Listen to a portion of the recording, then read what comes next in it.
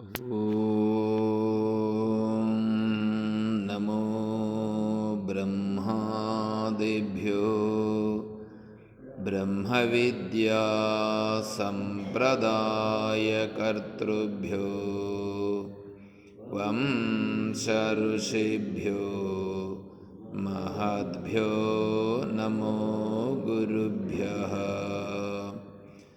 ఓం శంకారూపేణ మచ్చిత్తం పంకీకృతమభూద్యయా కిం కరీయస్య సా మాయా శంకరాచార్యమాశ్రయేత్. ఓం యుక్తాహార విహారాయ వివిక్తస్థలవాసినే మలయాళయతీంద్రాయ బ్రహ్మనిష్ఠాయ తే నమః. ఓం సర్వమంగళమాంగళ్యే శివే సర్వార్థసాధికే శరణ్యే త్ర్యంబకే దేవి నారాయణి నమోస్తుతే. ఓం నారాయణం నమస్కృత్య నరం చైవ నరోత్తమం దేవీం సరస్వతీం వ్యాసం తతో జయముదీరయేత్. ఓం సహనావవతు సహనౌ భునక్తు సహ వీర్యం కరవావహై తేజస్వినావధీతమస్తు మా విద్విషావహై. ఓం శాంతి శాంతి శాంతి. హరి ఓం తత్సత్. పరిపూర్ణ పరబ్రహ్మస్వరూపులకు ప్రియాత్మ బంధువులారా, ఓం. మనము ప్రశ్నోత్తరి విచారించుకుంటున్నాం. 7 శ్లోకాలైనాయి. ఇప్పుడు 8వ శ్లోకం.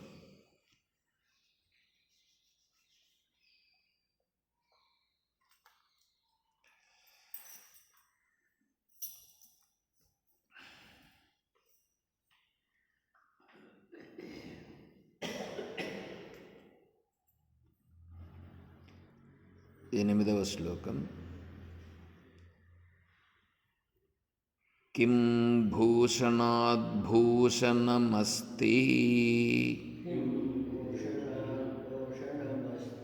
శీలం తీర్థం పరం కిం స్వమనో విశుద్ధం కిం అత్ర హేయం కనకం చ కాంతా సేవ్యం సదా కిం గురువేదవాక్యం. ఇందులో కూడా 4 ప్రశ్నలున్నాయి. 4 ప్రశ్నలున్నాయి. సరే, ఇప్పుడు ఇక్కడ ఇంతకుముందు శ్లోకాన్ని ఒక్కసారి చూచి మళ్ళీ దీంట్లోకి వస్తాం. కోవా గురువు. గురువు ఎవరినంటే వాళ్ళని తీసుకుంటామా? గురువు ఎవరినంటే వాళ్ళని ఈయన గురువు అని స్వీకరిస్తామా? అంటే అలా స్వీకరిస్తే వీడికి అతనిలో ఉండేటువంటి భావాలు ఇతనికి కూడా కలుగుతాయి.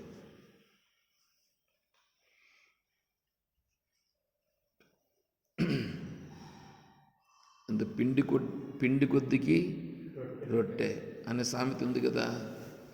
అంటే ఇక్కడ ఏంటంటే నువ్వు గురువును స్వీకరించేదానికి ముందు నీ యొక్క లక్ష్యము ఏమనుకుంటున్నావు అనేది చూసుకోవాలి. నేను ఆత్మస్వరూపాన్ని తెలుసుకోవాలి అని అనుకుంటున్నావు అని అనుకో. అప్పుడు నువ్వు ఆత్మస్వరూపాన్ని చెప్పే గురువుని ఎంచుకుంటావు. లేదా ఇంక వేరే ఏదో లోకంలో బాగా అభివృద్ధిలోకి రావాలని అనుకున్నావు అని అనుకో. అప్పుడు ఎంచుకుంటే గురువు లోకంలో అభివృద్ధిని ఎట్లా సాధించాలని చెప్పేవాడిని నువ్వు ఎంచుకుంటావు. భగవంతుణ్ణి నేను పొందాలి, లోకంలో కూడా ఉండాలి, పేరు ప్రతిష్టలు నాకు కావాలి అని అనుకున్నావు అని అనుకో. అప్పుడు అట్లాంటి గురువును నువ్వు ఎంచుకుంటావు.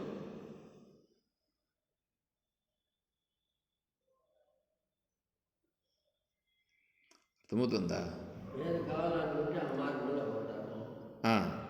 అప్పుడు ఆ టైప్ గురువే నీకు దొరుకుతాడు. యద్భావం తద్భవతి. ఎందుకంటే ఈ లోకంలో అన్ని రకాల వాళ్ళు ఉంటారు.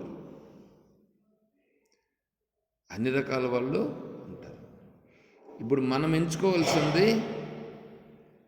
ఎంచుకోవాల్సింది అది నా పైన ఆధారపడి ఉంది, కానీ వాళ్ళపైన ఏం లేదు. వినిపిస్తుందా? ఇప్పుడు వినిపిస్తాను. మీకు కూడా వినిపిస్తుందా? వినిపిస్తే వల్ల అంటే ఇప్పుడు మనమేంటి, నా లక్ష్యం ఏమిటో ముందు నేను నిర్ణయం చేసుకోవాలి. నా లక్ష్యము నేను నిర్ణయం చేసుకుంటే దానికి సరిగిపోయే మార్గంలో నేను ముందుకెళ్తా. దానికి ఏంటన్నా మధ్యలో అడ్డంకులు వస్తాయని అనుకో, అవి నేనేం చేస్తాను, నేనే వాటిని చూసినప్పుడు అవి నాకు సరిపోతే స్వీకరిస్తా, సరిపోకపోతే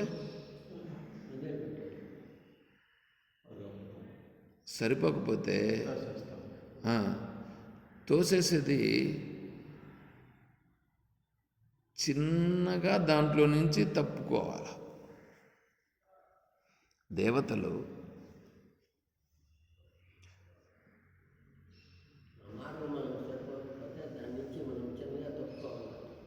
ఇబ్బంది కలగకుండా, ఇప్పుడు దేవతలు ఉన్నారు,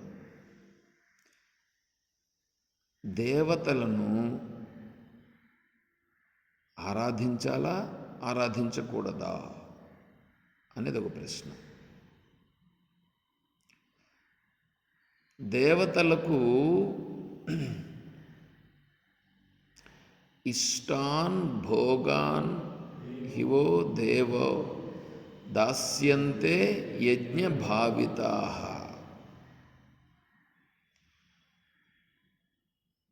భగవద్గీతలో చెప్పినారు కదా, ఇష్టాన్ భోగాన్ హివో దేవో. తర్వాత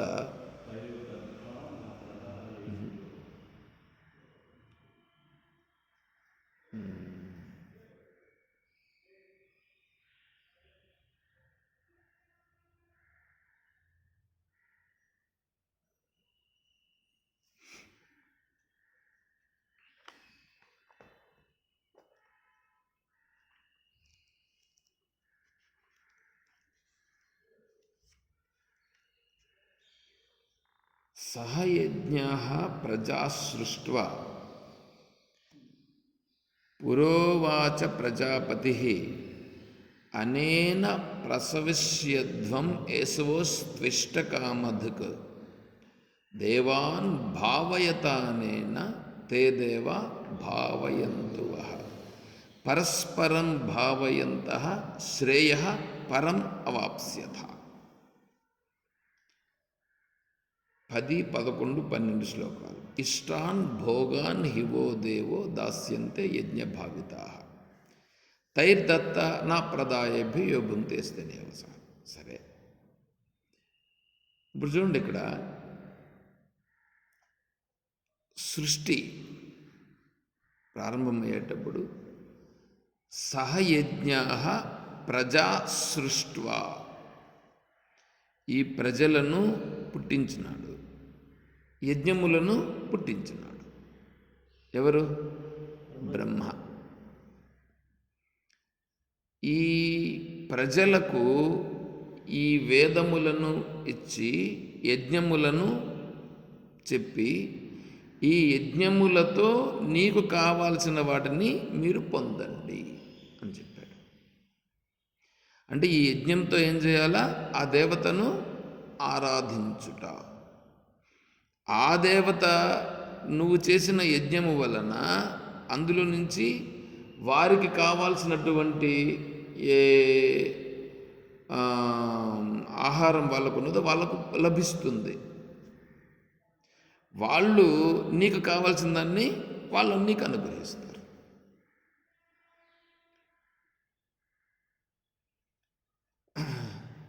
దేవాన్ భావయతానేన తే దేవ భావయంతువః. పరస్పరం భావయంతః. నీకు కావాల్సింది వాళ్ళ నుంచి పొందు, వాళ్ళకు కావాల్సింది నువ్వు ఇవ్వు. ఒకరికొకరు ఇవ్వాలి. ఇప్పుడు ఇట్లా చేస్తున్నాం. ఇప్పుడు నాకు ఆత్మస్వరూపం కావాలి. ఈ ఆత్మస్వరూపాన్ని దేవతలు ఇస్తారా?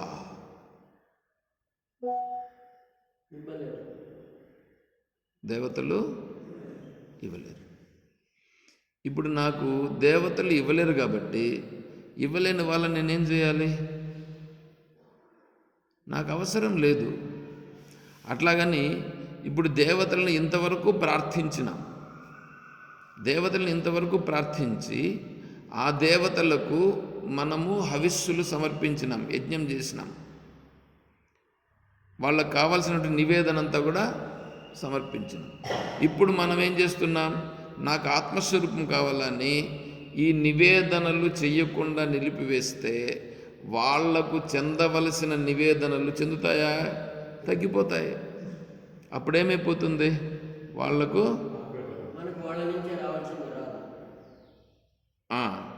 మనకు వాళ్ళ నుంచి రావాల్సింది రాదు. రాకపోయినా నాకు అవసరం లేదు. ఎందుకు? నాకు కావాల్సింది ఏంటి? నాకు ఆత్మస్వరూపం. వాళ్ళు ఇస్తారా? కాబట్టి నాకు రాకపోయినా నష్టమేం లేదు. కానీ ఇప్పుడు వాళ్ళు దేవతలు, వాళ్ళకు కావాల్సింది మనం ఇచ్చినామా? నిలిపేస్తున్నాం. ఇప్పుడు నిలిపేసినప్పుడు అప్పుడు వాళ్ళు గమ్మున ఉంటారా? వాళ్ళకి శక్తి సామర్థ్యాలు ఉన్నాయి. ఆ శక్తి సామర్థ్యాలతో వాళ్ళు ఏం చేస్తారు? మన పైన ప్రయోగిస్తారు. ఎలా ప్రయోగిస్తారు? నువ్వు వెళ్ళాలనుకుంటున్న మార్గం ఏమిటి? ఆత్మస్వరూపాన్ని పొందాలనుకుంటున్నావు. ఇప్పుడు వాళ్ళు ఏం చేస్తారు? ఆత్మస్వరూప మార్గానికి వెళ్ళే మార్గంలో అడ్డు పుల్లలు వేస్తారు.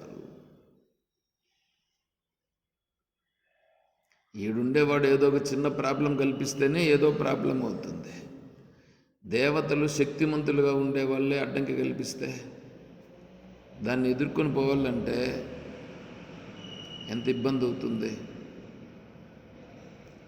చూసారా?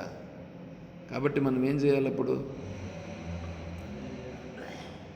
మనం పోయే దారికి శక్తి అడ్డం వచ్చి మనం ఏమైనా మాటలు చేస్తూ ఉంటే ఎన్ని చేస్తూ ఉంటే కూడా అది వచ్చి మనల్ని మారుస్తుంది. అప్పుడు వాళ్ళు దేవతలు శక్తిమంతులు, వాళ్ళను మనం ఎదుర్కొని పోగలమా? అప్పుడు చూడండి, అందుకని దేవతలతో ఇప్పుడు నాకేం ఆత్మస్వరూపం కావాలి, వాళ్ళు ఇచ్చేది నాకు వద్దు. అట్లాగని వాళ్ళు ఇచ్చేది నాకు వద్దు, నేను ఇప్పుడు నీకు ఇవ్వాల్సింది ఇవ్వకుండా నిలిపేస్తే వాళ్ళకు మన పైన ఆగ్రహం వస్తుంది. ఆ ఆగ్రహము లేకుండా ఉండుట కొరకు మనం ఏం చేయాలంటే ఆ దేవతారాధన చెయ్యాలి. ఆ దేవతారాధన చెయ్యాలి. చేసి ఏం చేయాలంటే దేవతలను ప్రార్థించాలి. ఏమని ప్రార్థించాలంటే, హే భగవన్, నేను ఆత్మ మార్గానికి వెళ్ళాలని నేను అనుకుంటున్నాను. నాకు ఆత్మస్వరూపము దృఢం కావాలి. కాబట్టి ఆ ఆత్మ మార్గములో వెళ్ళేదానికి నాకు మీరు సహకరించండి. చూడండి ఎట్లా ఉంది ఇప్పుడు. అంటే ఇప్పుడు వాళ్ళని మనం ఏం చేస్తున్నాము? వాళ్ళను ద్వేషించుట లేదు. మనం వాళ్ళని ద్వేషించకుండా వాళ్ళను ప్రార్థిస్తూనే, వాళ్లకు కావాల్సిన వాటిని మనం చేయాల్సిన వాటిని చేస్తూనే, వాళ్ళకి ఇవ్వాల్సిన వాటిని ఇస్తూనే, నాకు ఆత్మ మార్గంలో నేను వెళ్ళాలి, ఆ ఆత్మ మార్గంలో వెళ్ళగలిగేటువంటి మార్గాన్ని నాకు సుగమము చేయుము. సుగమము చేయుము అనంటే మార్గమును ఇబ్బందులు లేకుండా నాకు చూపించుము, సహకరించుము. ఇప్పుడు దేవతలు కూడా ఏమవుతారు? వాళ్ళకి ఇవ్వాల్సిందని మనం నిలపలేదు. అప్పుడు ఆ దేవతలు, అరే వీడు మనకేం ఇబ్బంది కలిగించలేదు, మనకు కావాల్సిందని ఇస్తున్నాడు, ఇప్పుడు మనం ఏం చేయాలి? వాడు ఏదైనా కోరితే మనం వాడికి ఇవ్వాలి. వాడు ఏం కోరుతున్నాడు? నేను ఇవ్వగలిగేదాన్ని ఏమైనా కోరుతున్నాడా వాడు? కానీ నేను ఆత్మస్వరూపాన్ని ఇవ్వగలనా? నేను ఇవ్వలేను. కానీ ఇప్పుడు వాడు కోరుతా ఉండేది ఏమిటి? వాడికి సహకరించమని కోరుతున్నాడు. అందువలన వాడికి ఏం చేయాలి? మనం వాడికి సహకరించాలి. అంటే వాడు పోయే మార్గంలో ఉండే అడ్డంకులు ఉన్నాయే, ఆ అడ్డంకుల్ని వాళ్ళే తొలగించగలిగేటట్లుగా చేస్తారు. అర్థమవుతుందా ఏమన్నా? కాబట్టి మనం దేవతారాధన నిలపకూడదు. దేవతారాధన చేసి ఆ దేవతలను మనపైన ఆగ్రహము కలగకుండా వాళ్ళ సహకారముతోనే మనం ముందుకు వెళ్ళగలిగితే, ఇప్పుడు ఇంకెట్లుంటుంది చెప్పండి? మనం ఏదన్నా పోతున్నామని అనుకోండి, అక్కడ ఏదైనా అడ్డంకి వచ్చిందనుకోండి, మనకంటే ముందు వాళ్ళకే తెలుసుగా, వాళ్ళే సహకరిస్తారు. కాబట్టి వాళ్ళను వ్యతిరేకించకూడదు, తోసేయకూడదు. ఈ విధంగా మనం ముందుకు వెళ్ళాలి.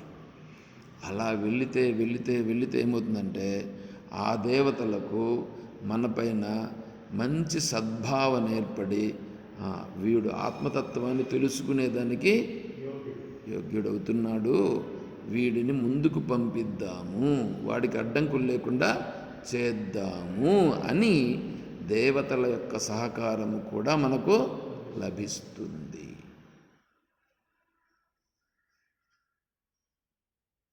ఇది కొంతకాలము జరిగిన తర్వాత ఇప్పుడు దేవతలు ఏమైపోతారంటే, నేను ఆత్మస్వరూపాన్ని ఇవ్వలేను నాయనా, నీకు ఆత్మస్వరూపాన్ని ఇచ్చేటువంటి గురువు దగ్గరికి మేము పంపిస్తాము, ఆయన గుర్తించే సామర్థ్యాన్ని ఇస్తాము అని ఆత్మస్వరూపాన్ని చెప్పేటువంటి గురువు దగ్గరికి తీసుకెళ్తారు. చూసారా? ఎంతోమంది గురువులు ఉన్నారు. ఆ గురువులందరూ ఆత్మస్వరూపాన్ని చూపిస్తారా? దాంట్లో కలిగే అడ్డంకులను ఏమన్నా అధిగమించేటట్లుగా చేస్తారా? ఇప్పుడు వీళ్ళు ఏం చేస్తారు తెలిసిన? ఈ దేవతలే, నాయన ఇంకా నా నుంచి మీకు ప్రయోజనం లేదు, నేనేం చేయలేను, నీకేమన్నా అవసరమైతే నన్ను ప్రార్థించు, సహాయం చేస్తా అని వాళ్ళే సైలెంట్ అయిపోతారు. చూడండి ఎట్లా ఉందో. మనమేమి ఎవరిని వ్యతిరేకించటం లేదు, వాళ్ళే సైలెంట్ అయిపోతారు. అట్లా మనం ముందుకెళ్ళాలి. అంటే గురువును ఎంచుకునే మార్గంలో కూడా మనకు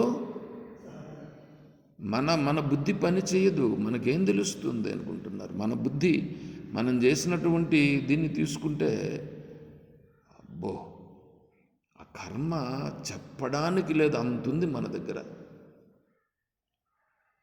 జైపూర్కి వెళ్ళాం. జైపూర్లో కృష్ణస్వామి విగ్రహాలు చూస్తే కొన్ని కొన్ని వేలు ఉన్నాయి. నేను నందగారు తిరుగుతున్నాం, వీధులు వీధులు వీధులు వీధులు అన్నీ తిరుగుతున్నాం.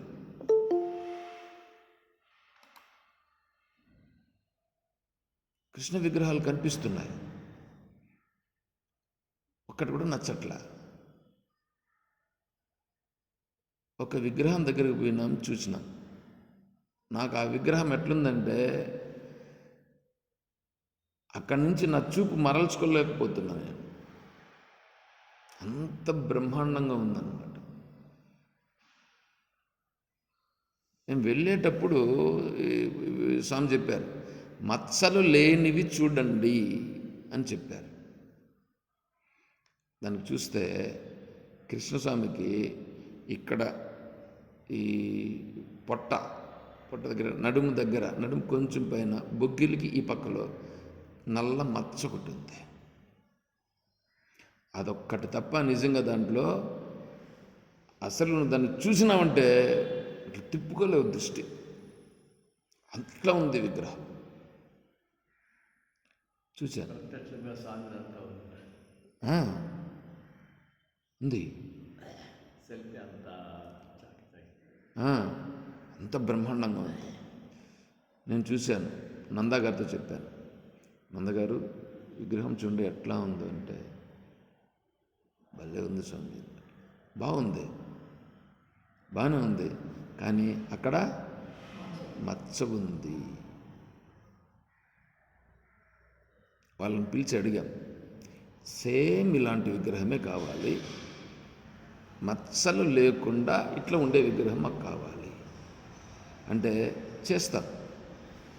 చేస్తామన్నారు కానీ టైం పడుతుంది, 2 నెలలు టైం పడుతుంది, మీరు అడ్వాన్స్ ఇచ్చేసి వెళితే మేము చేసి పెడతాము, మీరు చూస్తూ ఉండండి అందని అన్నారు.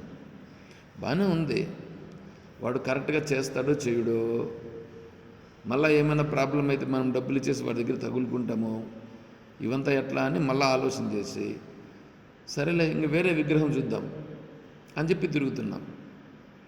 ఏం నచ్చట్లా.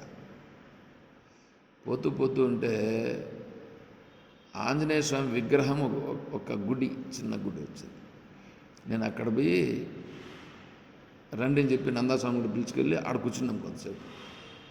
నేను అప్పుడు భావించిన, విగ్రహమును వెతికే సామర్థ్యం నాకు లేదు.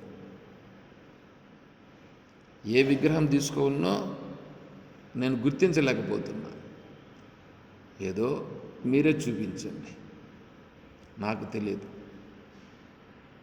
అని చెప్పి కొంచెం కూర్చొని తర్వాత లేచి మళ్ళీ పోయినాం. మళ్ళీ పోతే వెంటనే ఈ విగ్రహం కనిపించిందండి. వెంటనే ఈ విగ్రహం కనిపించడం, ఆ విగ్రహాన్ని చూడడం, ఇవన్నీ సరిపోతుందని అనిపించడం, ఈ విగ్రహం సరిపోయింది. వేరే చూసిందే లేదు ఇంకా మళ్ళీ. అంటే ఇప్పుడు ఏమైంది? దేవతల యొక్క అనుగ్రహము చేత ఏమి జరగాలనో అలా జరుగుతుంది. నేను చేస్తానని అనుకుంటే జరగని పని. అర్థమవుతుందా? అలాగే గురువును స్వీకరించుట. అందరూ గురువులే,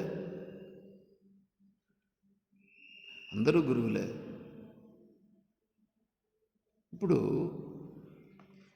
కర్మ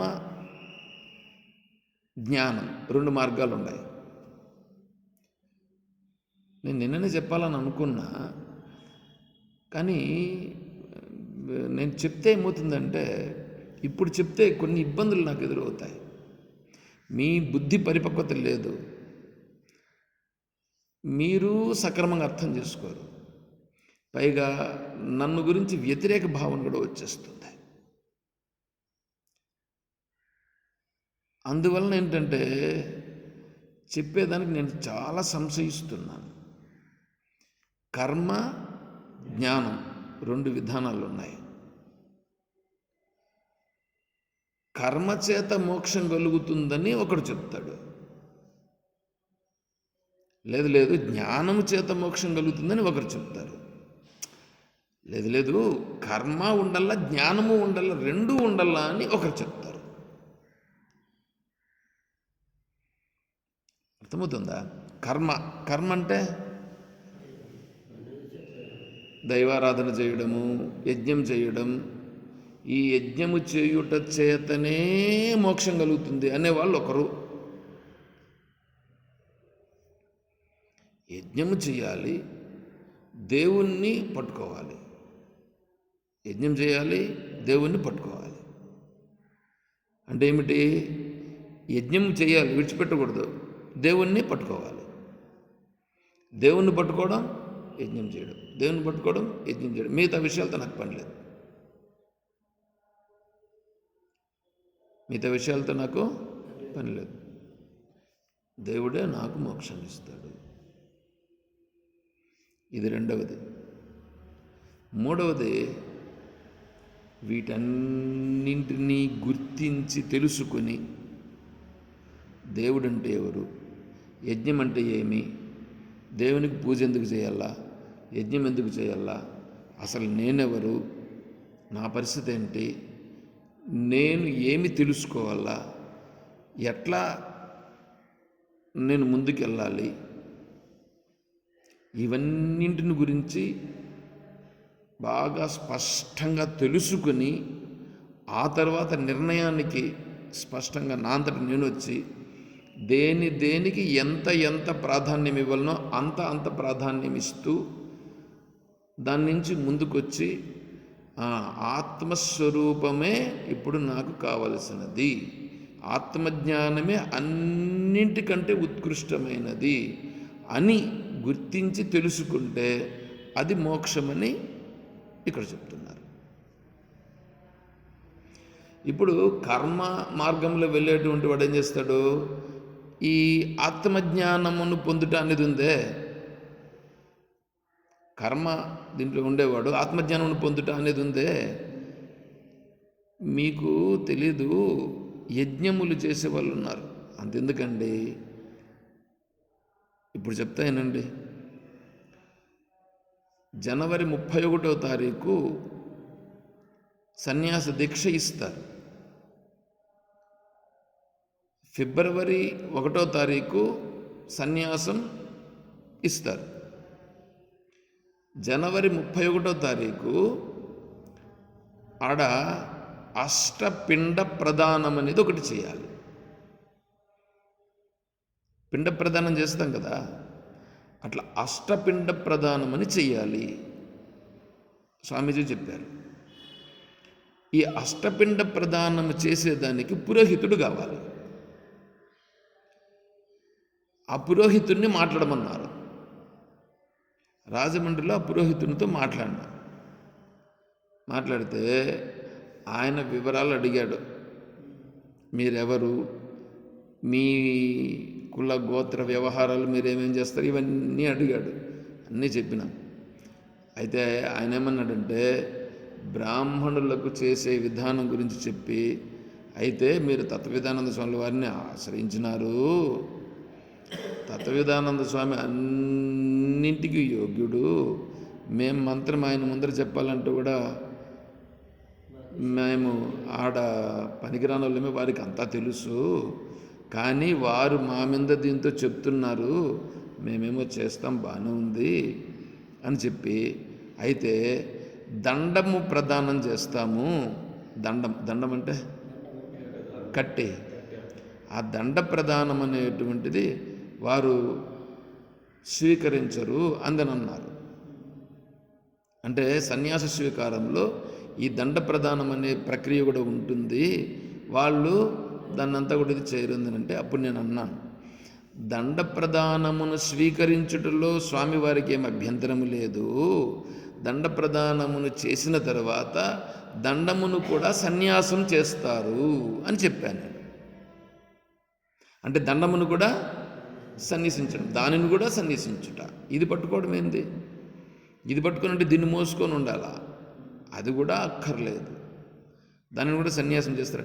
అవునవును, అది వారి సిద్ధాంతము, వారు అంతా బాగానే చెప్తారు, కానీ మేము చెప్పాల్సిన విధానం మేము చెప్పాలి కదా అని అన్నారు వాళ్ళు నాతో.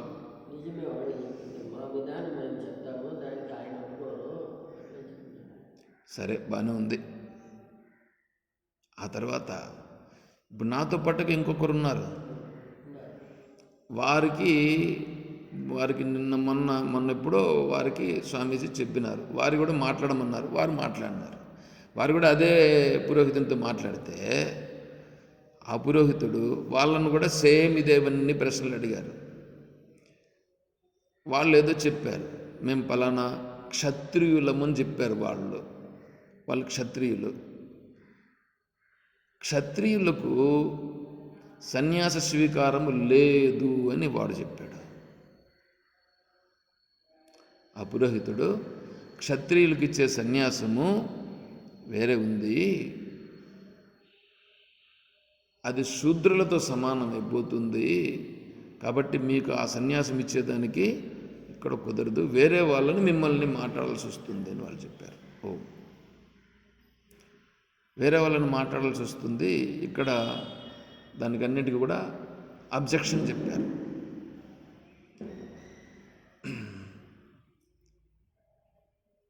ఇప్పుడు మళ్ళీ దానిని తీసుకెళ్ళి తత్వవిధానంద స్వామి వారికి ఇతను చెప్పాడు. ఎవరు? ఈ క్షత్రియులుగా ఉండేటువంటి అతను చెప్పితే స్వామీజీ మళ్ళీ చెప్పారట, అతనితో మనకు పని లేదులేండి, విడిచిపెట్టేయండి, వేరే పురోహితుడిని చూడండి. ఎందుకంటే శరీరమే నేను కాదు అని అంటుంటే కులము గోత్రము ఇవన్నీ ఆడున్నాయండి. మను ధర్మశాస్త్రం అని ఉన్నది. మను ధర్మశాస్త్రంలో కాళహస్తిలో విద్యాస్వరూపానంద స్వామి ఉన్నారు. వారు చెప్పారు, బ్రాహ్మణునికి సన్యాసం ఇచ్చినప్పుడు వాడికి ఇచ్చే దండం ఉంటుంది చూడు, ఆ దండము ఒక ఇది ఉంటుంది. ఇప్పుడు వెదురు ఉంటుంది కదా, ఆ వెదురుతో ఇతనికి ఇస్తారు. ఎవరికి? బ్రాహ్మణునికి. క్షత్రియునికి ఇస్తే ఈ వెదురు ఉండదు, వేరేది వస్తుంది. మళ్ళీ ఎవరికి? వైశ్యునికి ఇస్తే అది వేరే కర్ర వస్తుంది, శూద్రునికి ఇస్తే అది వేరే కర్ర వస్తుంది. ఇప్పుడు బ్రాహ్మణ, క్షత్రియ, వైశ్య, శూద్రులు అనేది 4 రకాలైనటువంటి వచ్చేసినాయిగా. సన్యాసం తీసుకున్న తర్వాత ఇప్పటికీ ఇవేమన్నా పోయినాయా? ఈ డిఫరెన్స్ అనేది ఉందా లేదా? ఈ డిఫరెన్స్ను ఉపనిషత్తు చెప్పలేదు. ఉపనిషత్తు చెప్పలా. ఉపనిషత్తు ఎవరైనా సరే యదహరేవ విరజేత్ తదహరేవ ప్రవ్రజేత్, ఎప్పుడు నీకు వైరాగ్యం కలిగిందో అప్పుడు నువ్వు సన్యాసం తీసుకోవచ్చు అనిందే కానీ నువ్వు బ్రాహ్మణుడివా, నువ్వు క్షత్రియుడివా, నువ్వు వైశ్యుడా, నువ్వు శూద్రుడా అని చెప్పలేదు. ఇప్పుడు ఇటుకు వచ్చేటప్పటికి వీళ్ళు దేన్ని పట్టుకుంటున్నారు?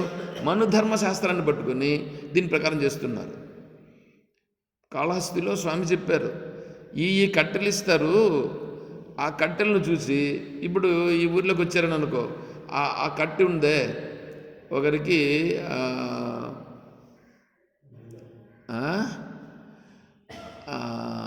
ఉత్తరేణి కాదు,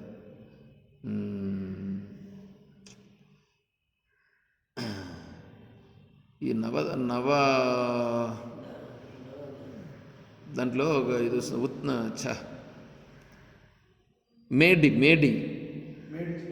మేడి చెట్టు ఉంది కదా, మేడి కట్టెని ఇస్తారు ఒకరికి. అది వైశ్యులకి ఇస్తారు. మేడి కట్టె అనేది ఆ దండం, మేడి దండమును పట్టుకొని వచ్చాడని అనుకోండి, ఈ ఊళ్ళోకి వచ్చాడని అనుకో, ఆ మేడి దండంను చూస్తేనే ఇతను వైశ్యుడు. కాబట్టి వైశ్యులందరూ ఏం చేస్తారు? అతనిని వైశ్యులందరూ ఆదరిస్తారు. ఏమంటే కులం ఎక్కడ పోయిందండి? ఇప్పుడు పోయిందా? అసలు జగమే లేనప్పుడు, జగంలో సృష్టి అనేది ఏ విధంగా ఏర్పడిందో మనకే తెలియనప్పుడు, సృష్టిలో ఏర్పడిన మనము ఎవరు ఏంటి అనేది ఎవరు డిసైడ్ చేశారు? అప్పుడు సన్యాసం తీసుకుంటున్నాడంటే కులము అనే వాసన పోయిందా? ఇదా సన్యాసము? ఇది సన్యాసం కాదు. మనువు చెప్పినారండి, అయ్యా నీ మనువు చెప్పిందని తీసి వరక పెట్టాయా, దీన్ని తగలబెట్టు. మనువు చెప్పినాడండి. అరే మనువైతే ఏమి, ఎవడైతే నాకేంటయ్యా, నాకు ఉపనిషత్తు ప్రమాణం. నేను ఎందుకు చెప్తున్నానంటే మీరు గుర్తించేదానికి చెప్తున్నా. ఏమంటే మధ్యలో ఈ గురువులు ఉన్నారే, ఈ గురువులు ఇట్లాంటి వాడు వస్తాడు, ఒకడొచ్చి దండం పెట్టుకొని వచ్చి అది ఇది అన్నీ చెప్తాడు. కర్మను చెప్తాడు, ఉపాసన చెప్తాడు, ఎంత జ్ఞానం అంటాడు. జ్ఞానము కర్మ రెండు కావాలని అంటాడు. అర్థమవుతుందా మీకు? ఏమో మీకు ఏం అర్థమవుతుందేమో నాకైతే తెలియదు, కానీ నేనైతే చెప్పాలని అనుకుంటున్నాను కాబట్టి నేను చెప్తున్నా. ఇక్కడ మీకైతే నాకు తెలిసి అర్థం కాదు మీకు. సరే అర్థమైతే మంచిది, అర్థమైతే మీకు తెలుసుకుంటారు. వచ్చిన వాడు దానికి ప్రయారిటీ ఏదైనా చెప్పుకుంటాడు తప్ప అంతే. యథార్థాన్ని మాత్రం చెప్పడు. ఆ జ్ఞానం అనేది ఏమిటనేది అది పక్కన పెట్టి వాడికి ఉంటే కదా, వాడికి లేదు కదా, వాడికి లేదు కాబట్టి వాడు చెప్పలేడు. అట్ట చెప్పి మిగతావన్నీ ఇట్లాంటివన్నీ చెప్పుకొని పోతారు. ఇప్పుడు ఏం చేస్తారంటే లేదు లేదు లేదు, వాడికి తెలియదు. వాడు పట్టుకున్న సిద్ధాంతం ఏంటంటే, వాడు పట్టుకున్న సిద్ధాంతాన్ని పట్టుకొని వాడు అది చెప్తాడు. పైగా మేము మాట్లాడతాడంటే, ఇప్పుడు శివునికి విష్ణువుకు తేడా లేదు కదా అని అడిగారు ఒక పేరు ప్రతిష్టలు పొందినటువంటి ఒక సాధువుని. శివుడు విష్ణువు తేడా లేదని మీరు అంటున్నారు, కానీ వాళ్ళ భార్యలకు ఉంది కదా అని అన్నాడు ఈయన. వాళ్ళ భార్యలకు ఉంది కదా అని అంటే, నువ్వు ఆత్మస్వరూపాన్ని చూస్తున్నావా, ఇప్పుడు శరీరాన్ని చూస్తున్నావా? శరీరాన్ని చూసేటువంటి వాడు సన్యాసి అవుతాడా? అంటే ఇప్పుడు అతను నువ్వు ఆశ్రయిస్తే నీకు ఆత్మతత్వం చెప్తాడా? నేను ఎందుకు చెప్తున్నానో లెక్కేసుకోండి. ఇప్పుడు నేను వచ్చి ఇప్పుడు ఏం చేసినానంటే, నేను ఆత్మస్వరూపాన్ని గురించి తెలుసుకోవాలని పోతున్నా. నేను ఆత్మస్వరూపాన్ని తెలుసుకోవాలని పోతూ ఆత్మమార్గంలో వెళ్ళేటప్పుడు నేను ఆత్మతత్వాన్ని గురించి నేను చెప్పాలి, పట్టుకోవాలి. కానీ వేరే వాటిని అన్నిని పట్టుకొని మీ భావాల్లో ఉండేటువంటి నా దగ్గర వచ్చి అది అట్లా కదా, ఇది ఎట్లా కదా, ఎట్లా కదా అని మీరు పట్టుకున్నారని అనుకోండి, నేను వాటికి సమాధానాలు నాకు అవసరం లేదు. ఆత్మతత్వాన్ని పట్టుకున్నట్టు స్వచ్ఛత వస్తుంది, అది రావాలి మనకి. ఇక్కడ అది చూపించుట కొరకు నేను చెప్తున్నా. అంటే మీరు గుర్తించాలని చెప్తున్నా. నాకేం అవసరం లేదు, నాకు అవసరం లేదు. కానీ ఇప్పుడు ఇక్కడ ఏంటి, మనం గుర్తించాలిగా. అట్లాగని వాటిని విడిచిపెట్టేదనుకుందా? గుర్తించకపోతే మరి ఈ టీచింగ్కి ఉపయోగం లేదు. టీచర్కి ఎలాగా తెలుసు, స్టూడెంట్ కూడా తెలియాలి కదా. తెలియాలనే ఉద్దేశం, తెలియాలి, గుర్తించాలి. మనం ఎక్కడెక్కడ ఏమండి, నేను అందుకని చెప్తున్నా, నేను ఎవరిని విమర్శించటం లేదు. మీరు ఉన్న తత్వమును గుర్తించి తెలుసుకుంటే అప్పుడేమవుతుంది తెలిసిన, ద్వేషం అనేది ఉండదు. ద్వేషం అనేది ఉండదు. పైగా ఏం చేస్తామంటే, ఓహో పలానాతను పలానా స్థాయిలో చెప్పుచున్నాడు, పలానాతను పలానా స్థాయిలో చెప్పుచున్నాడు, అతను అంతే, నాకు అతను సరిపోడు, నేను పోవాల్సిన మార్గం వేరే. ఇప్పుడు అతన్ని మనమే మన రూట్లో మనం పోతుంటాం.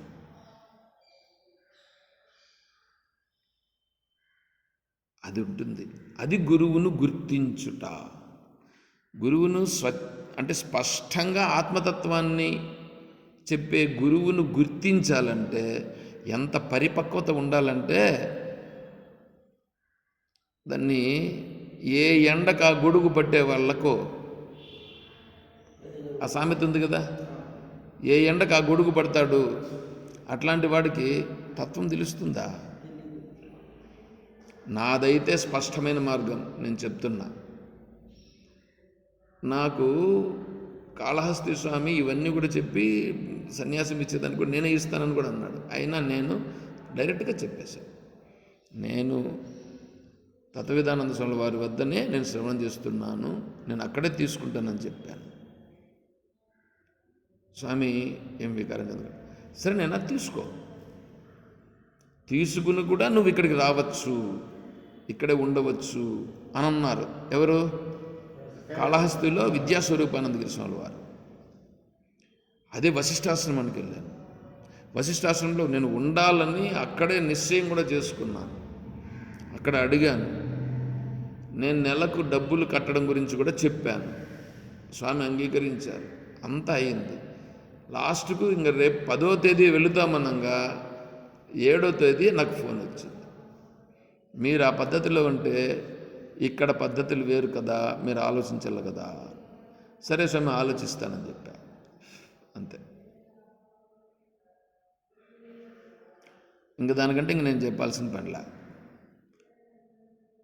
అంటే ఎట్లాంటి వాళ్ళు ఉన్నారు, ఎలాంటి వాళ్ళు ఉన్నారు, నేను ఎలాంటి స్థితిలో ఉండాలి, నేను వెళ్ళే మార్గం ఏంటి అనేటువంటి విషయం చూసుకోవాలి. నన్ను అక్కడ కమిటీలో పెట్టుకోవాలని చాలా ట్రై చేశారు. వశిష్ఠాశ్రమంలో కమిటీలో అడగండి ఉంటాడేమో అని కూడా అన్నాడు స్వస్వరూపానంద స్వామీజీని చెప్పేశాడు, ఆయనకు మన పద్ధతులు పట్టవు, ఆయన కమిటీలో ఉండడు. ఉంటాడేమో అడగండి మీరు. వేరే వాళ్ళతో చెప్పాడు, నాకు వినిపించేట్లు చెప్పాడు. మళ్ళా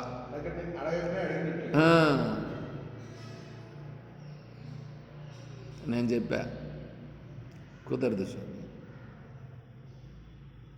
అర్థమవుతుందా? కాబట్టి నా రూట్ నాది వేరే. అట్లాంటిది నన్ను మీరు ఎట్లా జరుగుతుందో చూద్దాం. తర్వాత సన్యాస స్వీకారానంతరం నేను మళ్ళీ మాట్లాడతా దీని గురించి. ఎప్పుడు సన్యాసానికి వెళ్ళేటప్పుడు మిమ్మల్ని కూర్చొని పెట్టుకొని మాట్లాడతా. అప్పుడు నేను నిర్ణయం తీసుకుంటా. ఎందుకంటే పరిస్థితులు ఎలా ఉంటాయనే విషయం ఒక కొలిక్కి వస్తుంది. అప్పుడు మీ భావాలు నా భావాలు అంగీకరిస్తే అప్పుడు ఏదో జరుగుతుంది. దాని గురించి మళ్ళీ మాట్లాడదాం. ఇప్పుడు గురువు అనేటప్పటికి ఏంటంటే, నేను చెప్తాండేది ఏంటంటే, నాకు తెలిసినంత వరకు ఆత్మతత్వమును తెలుసుకొనుట, ఆత్మతత్వమును చెప్పేటువంటి మహానుభావుడు మాత్రమే నిజమైనటువంటి గురువు. తద్విద్ధి ప్రణిపాతేన పరిప్రశ్నేన సేవయా ఉపదేక్ష్యంతి తే జ్ఞానం జ్ఞానినః తత్వదర్శినః. తత్వదర్శి అయినటువంటి ఆయన గురువు కావాలి. తత్వదర్శి అయినటువంటి ఆయన గురువు కావాలి. అలా తత్వదర్శి కాలేటువంటి గురువు ఉన్నారని అనుకోండి, నేను చెప్తున్నానండి, ఎందుకంటే నేను ఇక్కడ సమయం సందర్భం వచ్చింది కాబట్టి చెప్తాను. నేను ఆంధ్ర రాష్ట్రంలో ఉన్నటువంటి సన్యాసులు ఎవరైతే ఉన్నారో వీళ్ళని గురించి నాకు బాగా తెలుసు. నాకు వేరే దేశంలో వేరే రాష్ట్రాల్లో వాళ్ళ గురించి నాకు తెలియదు. ఆంధ్ర రాష్ట్రం అంటే ఆంధ్ర తెలంగాణ రెండు ఉన్నప్పుడు గురించి కూడా చెప్తున్నాను నేను. ఇందులో ఉండేటువంటి సన్యాసులలో అందరినీ నేను చూసేసినాను దాదాపు. నాకు నచ్చినది బ్రహ్మానందగిరి స్వాముల వారు. బ్రహ్మానందగిరి స్వాముల వారు లేరు. మా సద్గురు మలయాళ స్వాముల వారు కూడా లేరు. వాళ్ళిద్దరూ నాకు నచ్చారు. వాళ్ళిద్దరి సిద్ధాంతాలు నాకు నచ్చాయి. వాళ్ళిద్దరి సిద్ధాంతాలు కరెక్ట్గా ఉన్నాయి. వాళ్ళతో పాటుగా ఉన్నటువంటి సిద్ధాంతాల్లో నారాయణ స్వామి ఉన్నారు కాబట్టి నారాయణ స్వామి చెప్పిన విధానం ప్రకారము నేను బ్రహ్మానందగిరి స్వామి వారిని నేను దర్శించాలనుకున్నా కానీ వాళ్ళు లేరు.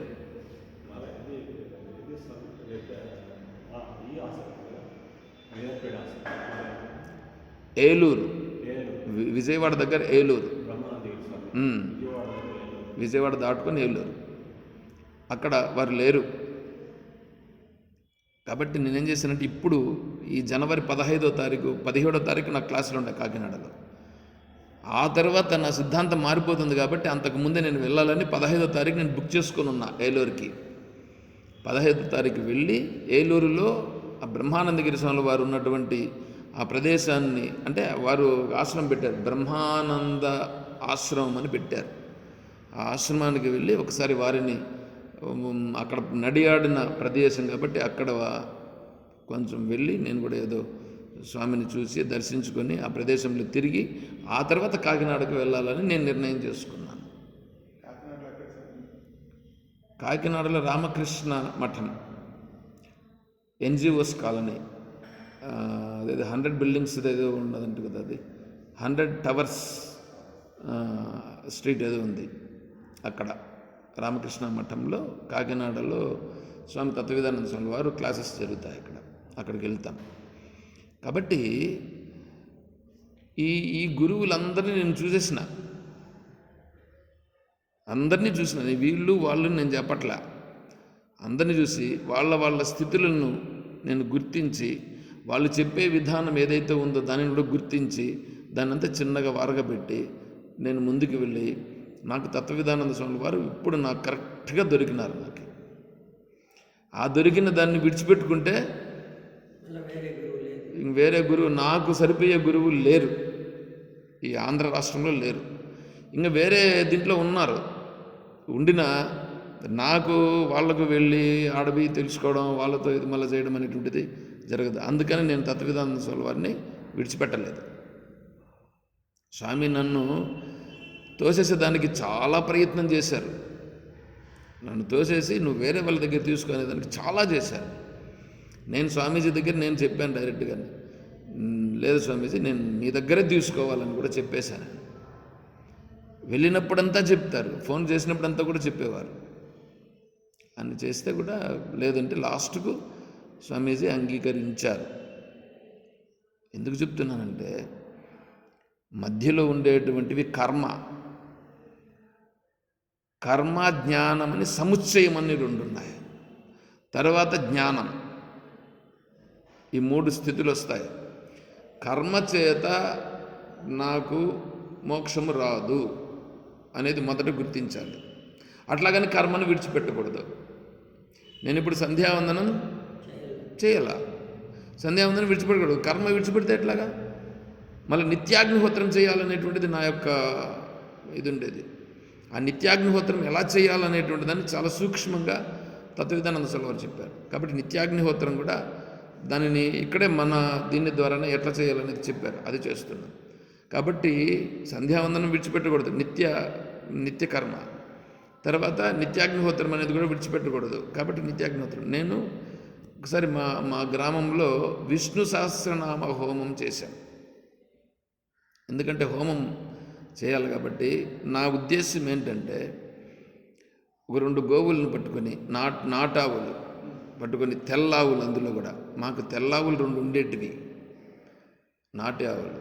అట్లాంటి ఆవుల్ని మళ్ళీ 2 పట్టుకొని వాటి ద్వారా పాలు పిండి వాటిని సేవిస్తూ, ఆ పాల ద్వారా నెయ్యిని స్వీకరించి, ఆ నెయ్యితో ప్రతిరోజు నేను హోమం చేయాలనేది నా సంకల్పం. అవన్నీ దాంట్లో అంతా చేయాలనేది నా ఉద్దేశం. కానీ తర్వాత విషయము అదే విష్ణు సహస్రనామ హోమం చేసి అక్కడ అయిన తర్వాత దాని నుంచి మళ్ళీ కొద్దిగా అప్పుడు నేను చిన్నజీర స్వామీజీని కూడా కలిశాను ఈ హోమం గురించి, వీటి గురించి కూడా. అప్పుడు వాళ్ళ అభిప్రాయాలు కూడా నేను కొంచెం చూశాను. ఇవన్నీ చూసినాను కాబట్టి నేను చెప్తున్నా. తర్వాత ఇక్కడికి వచ్చిన తర్వాత ఇప్పుడు ఆ భావన ఉంది కదా, నా మనసులో ఉన్నది కదా. ఇప్పుడేమి ప్రతిరోజు నిత్యాగ్నిహోత్రం చేయాలనే భావన ఉంది. అది ఒకవేళ ఉంటే కూడా అది కూడా ఇప్పుడు నాకు అడ్డంకి అవుతుంది. అవును, పెంచుకొని వాళ్ళు అవుతాము, కానీ దాని నుంచి నిజమైన మోక్షస్థితి అనేటువంటిది రాదు. ఇప్పుడు దానికి వీరేం చేశారు, నాకు సొల్యూషన్స్ అన్నీ చెప్పారు. నువ్వు ఎలా చేయాలి, ఏ విధంగా చేయాలనేటువంటిది చాలా సూక్ష్మంగా అన్నీ అట్లా చేసుకుంటూ వస్తే ఇప్పుడు ఆ భావన ఏమైంది, ఆ భావన మనస్సులో లేదు. ఆ భావన ఇంక అది చేయాల్సిన పని లేదు అనేది వచ్చేసింది. సో దాన్ని చిన్నగా వారగా పెట్టారు. అయితే వేరే వాళ్ళు చేస్తామంటే వద్దని చెప్తామా?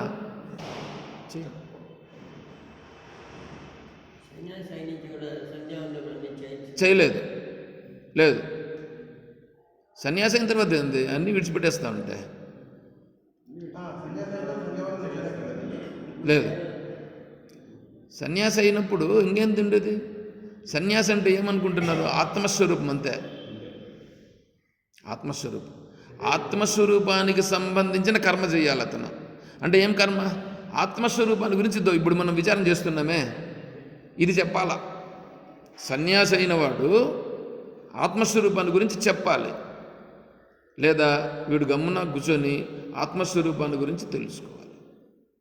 బుద్ధి జ్ఞానం ఉండేవాడైతే ఆత్మస్వరూపాన్ని గురించి పంచుకుంటాడు, ఈ కర్మ చేస్తాడు. ఇది కూడా కర్మే, ఈ కర్మ చేస్తాడు. ఈ యోగ్యత లేదని అనుకో, గమ్మున ఒక జాగాలో కూర్చొని భిక్ష చేసుకొని ఆ ఆత్మ విచారణ చేసుకుంటూ గమ్మున ఉంటాడు. ఈ రెండే వాడి కర్మ. అంతేగాని ఆశ్రమాలు కట్టి ఆశ్రమాలను పెంచుకొని ఇవన్నీ చేయకూడదు, కర్మను పెంచుకునే వాళ్ళు అవుతారు. చేయకూడదు. అయితే ఒకవేళ ఆశ్రయిస్తే వాళ్ళతో ఇప్పుడు మనం ఇది చేయవచ్చు, ఈ విచారణ చేసినట్లుగా చేయొచ్చు. అర్థమవుతుందా? అంతేగాని ఇంక వేరే ఏమీ ఉండవు. వేరేది ఒకటి పెట్టుకున్నాడు అంటే ఏమైపోతుంది? ఇంక అక్కడ వాడు మళ్ళీ సంసారంలోకి వచ్చినవాడు. అందుకే స్వామి చెప్పి అష్టపిండాలు చెప్పారు కదా, అదే అది పెట్టేస్తే వాళ్ళకు సంబంధం లేదని అన్నీ పోతాయి, అన్నీ ఇడిచిపెట్టడమే అక్కడ. మనల్ని మనం కూడా చేసుకున్నాం. అవును, విరజా హోమం అని చేస్తారు. 1వ తారీఖు ఫిబ్రవరి 1వ తారీఖు విరజా హోమం అనేది చేస్తామని అన్నారు. అవన్నీ నిర్ణయం చేసేశారు. నేను ఎప్పుడో చెప్పాలని అనుకున్నా, కానీ ఇప్పుడు సమయం సందర్భం వచ్చేసింది కాబట్టి ఇంకా చెప్పాల్సి ఉంది కాబట్టి చెప్పాను.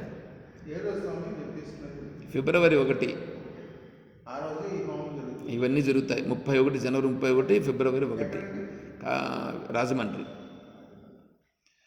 కాబట్టి మేము రావచ్చు. ఏమో అడుగుతాను, స్వామీజీని అడుగుతాను, వారు ఎట్లా చెప్తే అట్లా. కాబట్టి మన లక్ష్యం ఏమిటి? మన లక్ష్యం ఏమిటి? ఆత్మస్వరూపమా లేదా ఇంక వేరేనా? అది నిర్ణయం చేసుకోవాలి. అర్థమవుతుందా? నీ లక్ష్యాన్ని బట్టి నీకు గురువు దొరుకుతాడు, నీ లక్ష్యాన్ని బట్టి నువ్వు శిష్యుడు అవుతావు. ఏ రకమైన శిష్యుడు అవుతావు అనేటువంటిది ఎవరి చేతుల్లో ఉంది? వాళ్ళ చేతుల్లో. అందుకని నువ్వు నిర్ణయం చేసుకోవాలి. నిర్ణయం నువ్వు చేసుకో. ఆత్మస్వరూపం తప్ప నహి జ్ఞానేన సదృశం పవిత్రమేహ విద్యతే అన్నాడా లేదా భగవంతుడు? ఇప్పుడు జ్ఞానము కంటే మించినది లేదు అని చెప్పినప్పుడు కర్మ అనేటువంటిది ఏం చేస్తుంది? కర్మ నిన్ను బంధిస్తుంది. అప్పుడు మీరే నిర్ణయం చేసుకోవాల్సి వస్తుంది. ఏమని? కర్మను విడిచిపెట్టమని చెప్పట్లేదు భగవంతుడు. కర్మను విడిచిపెట్టమని చెప్పాడా? కర్మయోగము చెప్పినాడు. కర్మయోగము చెప్పినాడు కానీ కర్మయోగములోనే కూర్చోమన్నాడా? విచారణ అనేటువంటిది బాగొస్తుందండి. దానికి సంబంధించినటువంటి ప్రశ్న వస్తే దానికి సంబంధించిన సమాధానం కూడా వస్తుంది. కర్మలో కూర్చోమని చెప్పలేదు, కర్మయోగం చేయమన్నాడు. కర్మయోగం కర్మయోగం అంటే ఏమో తెలుసుకోండి. ముందు కర్మయోగం అంటే ఏమో తెలుసుకోండి. కర్మయోగం పైన చర్చ అనేసి అందుకే పెడుతుంటాను. ఆదివారం పూట చర్చ పెడతాం. క్లాసులో నైట్ క్లాసెస్ జరుగుతాయి కదా, దాంట్లో అదే పెడుతున్నాం. కాబట్టి కర్మను చేసి ఇదే కర్మ అని అనుకుంటే సరిపోదు, అదే కర్మయోగం అనుకుంటే సరిపోదు. కర్మయోగం అని అంటే నువ్వు ఉండేటువంటి నువ్వు పశ్యన్, శృణ్వన్, స్పృశన్, జిఘ్రన్, అస్నన్, గచ్చన్, స్వపన్, శ్వసన్, ప్రలపన్, విసృజన్, గృహ్ణన్, ఉన్మిషన్, నిమిషన్నపి ఇంద్రియాన్ ఇంద్రియార్థేషు వర్తంతి ఇది ధారయన్. ఇవన్నీ చేస్తుంటే కూడా చూస్తూ ఉన్నా, మాట్లాడుతున్నా, ఇస్తూ ఉన్నా, తీసుకుంటున్నా, నడుస్తూ ఉన్నా, పడుకొనున్నా, లేచినా, నువ్వు ఏం చేసినా కర్మయోగమే. కర్మయోగంగా మలిచిపోవాలి. అంతేగాని దేవుని దగ్గర నేను పూజ చేసేటప్పుడు మాత్రం ఇది కర్మయోగము, మిగతాదంతా ఇట్లాంటి నాన్ సెన్స్ అంతా తీసుకొని వచ్చి ఎడబెట్టి మనసులను కల్మషం చేసి పెట్టి అవసరం లేదు నాకు. కాబట్టి బ్రహ్మణ్ణి ఆదాయ కర్మాన్ని సంగం త్యక్త్వా కరోతి. బ్రహ్మణి ఆదాయ కర్మాన్ని, నువ్వు బ్రహ్మ కోసం చేసే కర్మ కూడా అది కూడా కర్మయోగం కావాలని అన్నాడు. అది కూడా కర్మయోగం అని అన్నాడు కానీ అది కర్మయోగం అని అనలా. నువ్వు దేవుని దగ్గర చేసేటటువంటిది మాత్రం కర్మయోగం అని చెప్పలా, అది కూడా బ్రహ్మణి ఆదాయ కర్మాన్ని సంగం త్యక్త్వ, అది కూడా కర్మయోగంగా చేయి. చూడండి ఎట్లా ఉందో. కాబట్టి అది చేసుకొని దీర్ఘరోగం అంటే ఏమి అని ముందు మనం గుర్తించాలి. దీర్ఘరోగం ఏమిటి? దీర్ఘరోగము నా మనస్సులో ఏర్పడినటువంటి భావాలే దీర్ఘరోగము. ఈ మనస్సులో ఏర్పడినటువంటి సంకల్పాలన్నీ పోవాలి. మనసులో ఏర్పడిన సంకల్పాలన్నీ తొలగిపోయి స్వచ్ఛముగా నిలవాలి. చూడండి, స్వచ్ఛంగా నిలవాలంటే ఇప్పుడు మనం ఏం చేస్తున్నాం? సంకల్పాలను పెడుతున్నామా తీసేస్తున్నామా? మీరే చూసుకోండి, నాకు అవసరం లేదు. మీరు వచ్చినారనుకో సంతోషమే, రాలేదనుకో సంతోషమే. 10 నిమిషాలు ఎక్కువ తీసుకున్నాను అనుకో, బాధపడినారనుకో సంతోషమే. వద్దు మేము పోతామనుకో సంతోషమే. ఎవరి కోసం నేను చెప్తా ఉండేది? ఎవరి కోసం? నాకు టైం అయిపోతుందని అన్నావు అనుకో, నాకేమన్నా నష్టమా? కానీ ఒకటి మాత్రం చెప్పగలదు, నేను చెప్పే మాటలు నీకు ఎవరు చెప్పరు. ఎవడైనా సరే, ఏ స్వామీజీ దగ్గరికి కన్నా పో, నువ్వు నీకు దొరకవు. ఏ స్వామీజీ అయినా సరే, నాకు తెలుసు కాబట్టి నేను చెప్తున్నా. ఏ స్వామీజీ కూడా నీకు చెప్పడు. అటువంటి దానిని నువ్వు తోసిపుచ్చితే భగవంతుడు నీకు ఇచ్చిన అవకాశాన్ని పోగొట్టుకుంటున్నావు. చూసుకోండి. ఎందుకంటే భగవంతుడు అవకాశాన్ని ఇస్తాడు, దాన్ని చేజార్చుకుంటే ఏమవుతుంది? ఇట్లాంటి అవకాశాలు మళ్ళీ దొరకవు. నేను ఇలాగే మళ్ళీ చెప్తానని కూడా నాకు తెలియదు. నేను ఇలాగే చెప్తాను, ఇంకొక విధంగా చెప్తాను. తత్వవిధానంద స్వాముల వారు ఏం చెప్పారంటే, నేను ఒకప్పుడు కర్మకు ప్రాధాన్యం ఇచ్చి చెప్పేవాడను, భక్తి గురించి కూడా ప్రాధాన్యం ఇచ్చి చెప్పేవాడను. ఎందుకంటే ఎదుటి వాళ్ళని చూసి వాళ్ళందరూ కూడా బాగుపడాలనే ఉద్దేశంతో నేను చెప్పేవాడను. అది నేను ఇప్పుడు లేదు, అదంతా కూడా మార్చుకున్నాను నా విధానమును.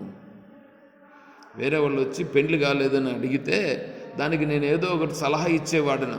మీరు పలానా ఇది చేయండి, పలానా చేయండి అని స్వామీజీ చెప్పాడు. కొన్ని మంత్రాలు నా దగ్గర ఉన్నాయి, ఆ మంత్రాలు ఇస్తే మీకు కావాల్సినవి జరుగుతాయి అని కూడా చెప్పారు. అయితే నేను ఇప్పుడు అవన్నింటినీ చెప్పను. పైగా పెండ్లి కాలేదన్నావు అనుకో, పెండ్లి కాలేదని ఎందుకు నువ్వు బాధపడతావయ్యా? అది జరగాల్సిన సమయంలో జరిగి తీరుతుంది, దాని గురించి నువ్వు బాధపడద్దు. అది విడిచిపెట్టు, ఇప్పుడేం చేయాలని అది చెయ్యి అని చెప్తున్నానని చెప్పారు స్వామి. అర్థమవుతుందా? ఎందుకంటే నా మానసిక పరిస్థితి ఇప్పుడు ఇది, రేపు మళ్ళీ ఇది నేను చెప్పను. ఎందుకంటే అప్పుడు మానసిక పరిస్థితి ఎలా ఉంటుందో. కాబట్టి ఇలాగే నేను మళ్ళీ చెప్తానని లేదు. ఇట్లాంటి అవకాశం అనేటువంటిది మీకు సరిపోతుంది. ఇప్పుడు నేను చెప్తా ఉండేదన్నీ కూడా తర్వాత మళ్ళీ మీకు ఇలాంటి మాటలు చెప్పాలంటే కూడా చెప్పేవాళ్ళు దొరకరు. మార్గనిర్దేశనం ఇవన్నీ చేసేటువంటి, ఎందుకంటే నేను నడిచి వచ్చాను కదా ఇట్లాగా. ఈ మార్గంలో మీరు కూడా నడవాలనే ఉద్దేశము చేత నేను చెప్తున్నాను. మీరు గ్రహిస్తే ఓకే, గ్రహించలేదు అది ఓకే, నాకేం అభ్యంతరం లేదు. సరే, కాబట్టి రోగం అంటే ఏమిటో తెలుసుకోవాలి. రోగం తెలుసుకుంటే దానికి ఔషధం కూడా తెలుస్తుంది, అప్పుడు వస్తుంది. ఇప్పుడు చేతిపైన పుండు వచ్చింది, ఏమంటే పుండు బాధిస్తుందా బాధించదా? బాధిస్తుంది కదా. గర్భం వచ్చిందండి, గర్భము పెద్ద పుండు కాదు, అది పెద్ద, నీకన్నా చిన్న పుండు కనిపిస్తుంది ఇక్కడ. గర్భం ఎంత పెద్దగా వస్తుందండి, ఏమన్నా బాధిస్తుందా? పైగా సంతోషం కూడా. అది ప్రకృతి నుంచి వచ్చేటువంటి పుండు, దాన్ని పుండనే అన్నారు ఐతరేయోపనిషత్తులో. అది ప్రకృతి నుంచి వచ్చేటువంటి ఒకానొక శరీరంలో ఏర్పడేటువంటి అదొక దాన్ని వర్ణించారు. ఈ పుండు ఆ పుండు ఒకటేనా? ఇది బాధిస్తుంది, అది బాధించదు. అది ప్రకృతికి సంబంధించినటువంటి. ప్రకృతి రూపంగా జరిగేటువంటివి ఏమున్నాయో వాటన్నింటినీ స్వీకరించి మనం ముందుకెళ్ళాలి. పుండు ఉందా లేదా, నువ్వు ముందు పుండును గుర్తించప్పా. పుండునే గుర్తించలేకపోతే నీ మనసులో ఉండేదాన్ని ఏం గుర్తిస్తావు? అర్థమవుతుందా? మనస్సులో ఉండేటువంటివి పట్టుకున్నాయే ఈ సంసారం అనే దాన్ని గుర్తించు. ఈ పుండు శరీరంలో ఉండేది కదా, పుండు శరీరంలో ఉండేది, ఇంక వేరే ఏమన్నా శరీరంలో నుంచినే నీకు ఒక ఇదిలాగా వచ్చి అది నీకు ఒక గాయమైంది. ఆ గాయం నిన్ను బాధిస్తుందా లేదా? దాన్ని పోగొట్టుకునే దానికి నువ్వు ఎంత ప్రయత్నం చేస్తావు? చిన్న పుండు శరీరంలోనే ఉంది, శరీరంలాగానే చర్మమే అయింది, దాన్నే పోగొట్టుకునే దానికి నువ్వు ఎంత ఇబ్బంది పడుతున్నావు. అరే మనసులో ఉంది, దాని గురించి ఆలోచన చేయి, ఇంకా పెంచుకునే దానికి ఎందుకు ఆలోచన చేస్తావు? ఇట్లా ఉంది. మనసులో సంకల్పాలు పెంచుకుంటున్నామా తగ్గిస్తున్నామా ఏమో. నేను అప్పులున్నాను, ఆ అప్పులు తీర్చుకుంటున్నానని నేను భావించి నేను ముందుకు వెళుతున్నా. నేను ఎవరెవరికి ఏ అప్పులు ఉండదో వాటన్నింటినీ తీర్చేయడం అనేటువంటిది నేను చేస్తున్నా. నేను అప్పులు నేను తీర్చేస్తున్నా, కట్టేస్తున్నా. ఎవరెవరి అప్పు ఏదేది ఉందో అదంతా కట్టేస్తున్నా. నాకు ఈశ్వరుడు ఏమేమి ఇవాళనో ఏదైతే దారి చూపిస్తుంటాడో ఆ దారిలో నేను పోతుంటా. అది నేను పట్టుకున్నా ఇప్పుడు, అదొక్కటే నేను పట్టుకొని ఉన్నా ఇప్పుడు. దాంట్లో ఈశ్వరుడు ఎలా నడిపిస్తాడో, ఈశ్వరుడు ఎలా ముందుకు నడిపిస్తాడో అది కూడా ఏంటంటే ఈశ్వరుడు నడిపించడం అంటే నా ప్రారంధాన్ని బట్టి నేను చెప్తున్నా ఇప్పుడు. తర్వాత జరిగేటువంటిది ఉందే, తర్వాత అది వేరే వస్తుంది మళ్ళీ. సరే, ఇక్కడ వరకు చాలు. ఇప్పుడు తర్వాత మళ్ళీ విషయాలు ఏంటనే విషయాన్ని మళ్ళీ మనం తెలుసుకునే ప్రయత్నం చేద్దాం. వేరే వాళ్ళని ఎవరిని విమర్శించుట లేదు. నేను వేరే వాళ్ళని విమర్శించినానని మీరు భ్రమిస్తే అది మీ దోషం అవుతుంది, కానీ నా దోషము కాదు. నేను ఎవరిని విమర్శించుట లేదు, నేను ఉన్న తత్వాన్ని చెప్పుతున్నాను.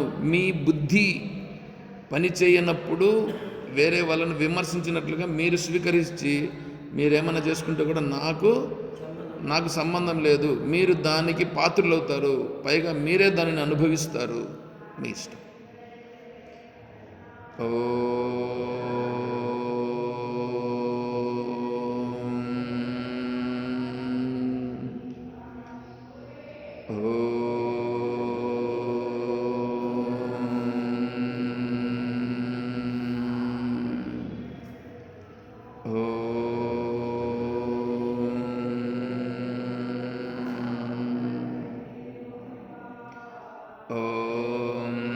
असतो मा सद्गमय, ॐ तमसो मा ज्योतिर्गमय, ॐ मृत्योर्मा अमृतं गमय, ॐ शान्तिः शान्तिः शान्तिः। हरिः ॐ तत्सत्। ॐ सर्वं श्री सद्गुरुचरणारविन्दार्पणमस्तु। ॐ जय बोलो श्री कृष्ण परमात्मा की जय, बोलो गीता माता की जय, बोलो भक्त मंडली की। हर नमः पार्वती पतये। जय सीताराम। हरिः ॐ तत्सत्। ॐ